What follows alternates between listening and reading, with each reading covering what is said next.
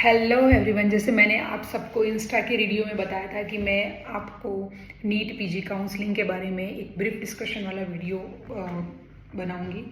और ये वीडियो मैंने बनाया है डिफरेंट क्वेश्चंस जो मेरे को स्टूडेंट पूछते हैं, उस हिसाब से मैं ईच एंड एवरी ब्रांच को डीपली जाके उसको डिस्कशन नहीं करने वाली हूँ कि किसके प्रॉन्स एंड कॉन्स है।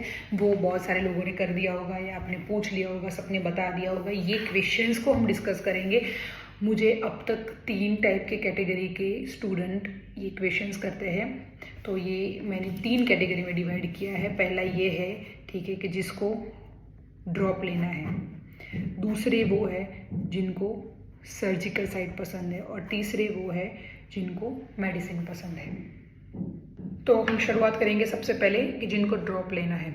तो ऐसे स्टूडेंट होते हैं जो फर्स्ट अटेम्प्ट करते हैं या सेकंड अटेम्प्ट वाले स्टूडेंट होते हैं। उनके माइंड में कैसा रहता है कि एनेस्थेसिया मिल रहा है वो पसंद नहीं है, या जो ब्रांच अभी मिल रही है वो उनको पसंद नहीं है, और उनको जो पसंद ब्रांच है, ठीक है, उनकी चॉइस वाली ब्रांच अभी इस रैंक में नहीं मिल रही है और ड्रॉप लेने का सोच रहे हैं। तो मेरे को अक्सर ये लोग सवाल पूछते हैं कि मैम क्या करूँ, एनेस्थेसिया ले लूँ या ड्रॉप ले लूँ। तो एक और बार कोशिश करनी है अगर, और एक बार मेहनत करनी है, और थोड़ा भी दिमाग में अगर 30% भी इतना दिमाग में है ना कि भाई फिर से एक बार ट्राई कर लेता हूँ एंड फिर देखा जाएगा, तो मेरी सलाह यही रहेगी, तो ड्रॉप ले लो, ठीक है। क्योंकि फिर बाद में ऐसा रिग्रेट रहेगा कि काश एक और बार ट्राई कर दिया होता। और ये बिल्कुल मत सोचो कि तुम 1 साल पीछे रह जाओगे, क्योंकि 5 साल बाद आप सोचोगे तो आपके कलीग और आप दोनों की प्रैक्टिस सेम चल रही होगी, उसमें कुछ इतना ज़्यादा डिफरेंस नहीं रहता। बस आपको फिर से मेहनत करनी पड़ेगी और उसमें आप रेडी होने चाहिए। अगर वो आप रेडी हो तो मेरा ये जवाब रहेगा कि ड्रॉप ले लो। तो सेकंड कैटेगरी के स्टूडेंट कौन से होते हैं कि जिनको सर्जिकल पसंद है, जिनको ऐसा पसंद है कि उनके हाथ खून से रंगे हुए चाहिए, मुझे तो कट करना है। इंटर्नशिप में जो भी सूचर वगैरह लिए होते हैं, सर्जरी देखे होती है, तो उस हिसाब के ये सोचते हैं कि मुझे सर्जिकल ब्रांच पसंद है। तो आप श्योर मोस्ट हो कि आपको सर्जिकल ही पसंद है, ओके। तो प्लीज़ एनेस्थेसिया ब्रांच मत लेना।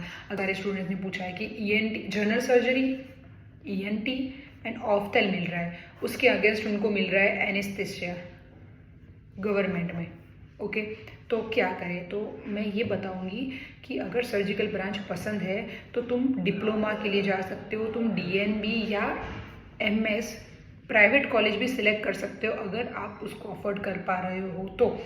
तो पसंद है वो लो, बिकॉज एनेस्थेसिया लेके फिर डेली सर्जरी ही करवाना, डेली सर्जन को ही देखना, काश मैंने सर्जरी ली होती तो मैं ये वाली सर्जरी करता, मैं तो ऐसे कर देता। तो बेटर है कि आप सर्जरी ही लो। उसके लिए फिर आप ये मत सोचो कि आप MS ले रहे हो, क्योंकि branch always first, then DNB diploma and MD in private से एंड गवर्नमेंट से। पहले ब्रांच सिलेक्शन कंफर्म होना चाहिए। Go for surgical branch, anaesthesia नहीं चूज करना है। एंड थर्ड कैटेगरी के स्टूडेंट जो मेरे फेवरेट स्टूडेंट है, बिकॉज मैं उन कैटेगरी से आती हूँ कि जिनको मेडिसिन साइड पसंद है, ओके। उनको क्या पसंद है, उनको medicine, derma, then radio and वैसे वाली ब्रांच पसंद है।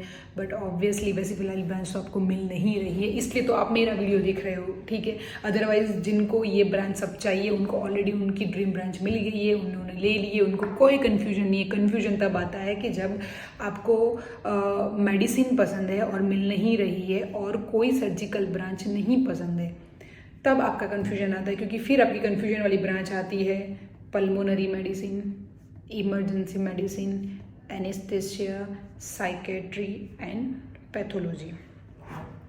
इतनी ब्रांच में उनको कन्फ्यूजन है।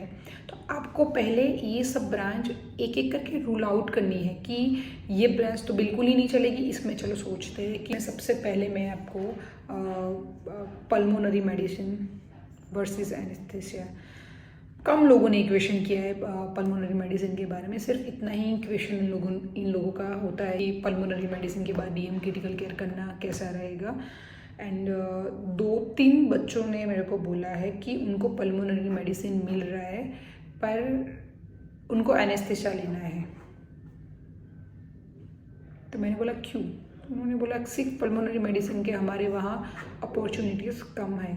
तो मेरे लिए उनका यही कहना है कि पल्मोनरी मेडिसिन के बाद आप डीएम क्रिटिकल केयर कर सकते हैं साइकेट्री। मेरे को एक भी स्टूडेंट ने साइकेट्री के लिए नहीं पूछा है, बिकॉज अगर देखा जाए तो साइकेट्री की फैन फॉलोइंग अलग है, साइकेट्री लेने वाले स्टूडेंट्स अलग है, उनको कोई कन्फ्यूजन नहीं रहता। उनको अगर साइकेट्री लेनी है तो वो सिलेक्ट कर लेंगे। थर्ड पेशेंट्स है, मोस्टली कन्फ्यूजन आता है इमरजेंसी मेडिसिन वर्सेस एनेस्थेसिया का। अब आप लोग मेरे को बोलोगे कि एनेस्थेसिया के बारे में डीपली बताओ, तो सॉरी, उसके प्रोन्स एंड कॉन्स मैंने ऑलरेडी डिस्कस किए हैं। ऑलरेडी मैंने एक वीडियो डाला है जिसमें कैप्शन में मैंने सब कुछ लिख के रख दिया है। और मैं एनेस्थेसिया लेना चाहिए कि नहीं लेना चाहिए वो अभी इसमें डिस्कस नहीं कर रही हूँ। ये वीडियो में सिर्फ सबके क्वेश्चंस आते हैं, वो क्वेरी को सॉल्व कर रही हूँ। तो अगर मेरे को कोई पूछेगा कि EM low anaesthesia, this is a most frequently asked question. एक अच्छी ब्रांच है कि उसके बाद आप क्रिटिकल केयर कर सकते हो। अभी भी इमरजेंसी मेडिसिन है और मेडिसिन का भी एक्सपोजर है उसमें अच्छे से। अगर आप मेरे को ये बताओ कि ईएम और एनेस्थेसिया में आपको जॉब अपॉर्चुनिटी किस में ज़्यादा रहेगी, तो वो एनेस्थेसिया में रहेगी। अगर आप दोनों में क्रिटिकल केयर कर रहे हो आफ्टर एमडी तो इतना कुछ फ़र्क नहीं पड़ेगा। बट येस, एनेस्थेसिया में जॉब अपॉर्चुनिटी ज़्यादा है, इतना कुछ सैचुरेशन नहीं है।